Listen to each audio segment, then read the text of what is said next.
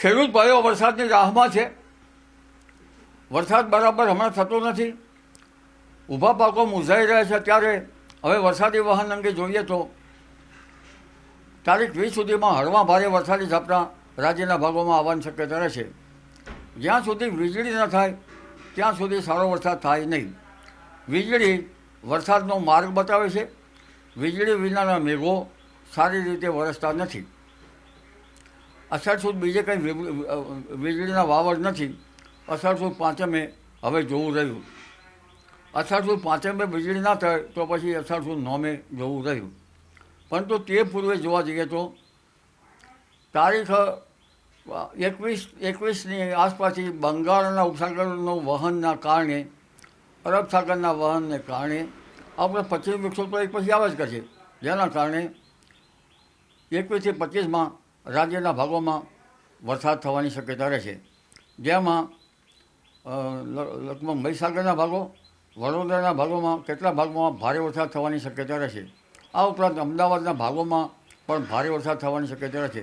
ગાંધીનગરના ભાગોમાં પણ ભારે વરસાદી ઝાપટા પડી શકે. મહેસાણાના ભાગોમાં પણ સારો વરસાદ થવાની શક્યતા રહે. આ ઉપરાંત પાટણના ભાગોમાં વરસાદ થવાની શક્યતા રહે. આ ઉપરાંત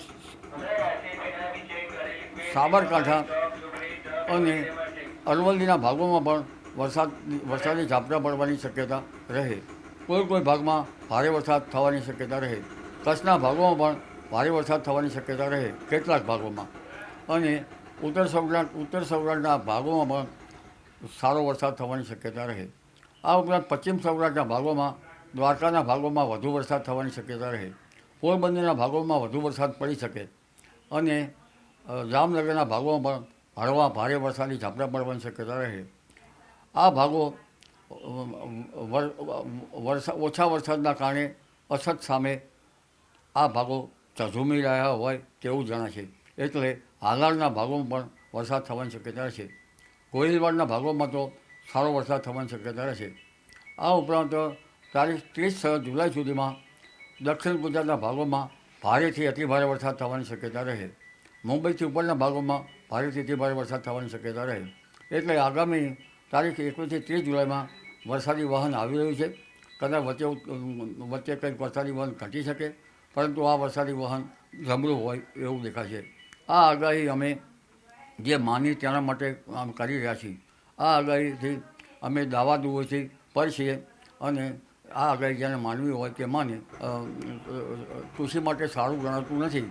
જોકે મોટા ફોરાનો વરસાદ થતો હોય છે અને આ વરસાદથી ભેજ જતો નથી. એટલે લીલામાં ખેડૂત ભાઈઓ કાર્ય કરવા સારા નહીં. 3 ઓગસ્ટ આસપાસથી ઓગસ્ટની શરૂઆતમાં અણધારે વરસાદ થવાની શક્યતા રહેશે. પરંતુ આશ્લેષા નક્ષત્રમાં જો ચગી તો ચગી અને ફગી તો ફગી. એટલે 3 ઓગસ્ટથી જો વરસાદ શરૂ થઈ જાય અને 17 ઓગસ્ટ પહેલાં ભારે વરસાદી ઝાપટા પડે. જોકે અમે 9 ઓગસ્ટ પછી વરસાદની શક્યતા તો છે જ. એટલે આશ્લેષામાં જો એક વખત ભારે વરસાદ થવાની શક્યતા રહેશે તો પછી 17 ઓગસ્ટ સુધીમાં ભારે વરસાદી ઝાપટા પડવાની શક્યતા રહે. 17મી ઓગસ્ટ પછીનું મઘા નક્ષત્રનું પાણી કૃષિ પાકો માટે સારું ગણાતું હોય છે. ઓગસ્ટ માસમાં સારો વરસાદ થવાની શક્યતા રહે છે.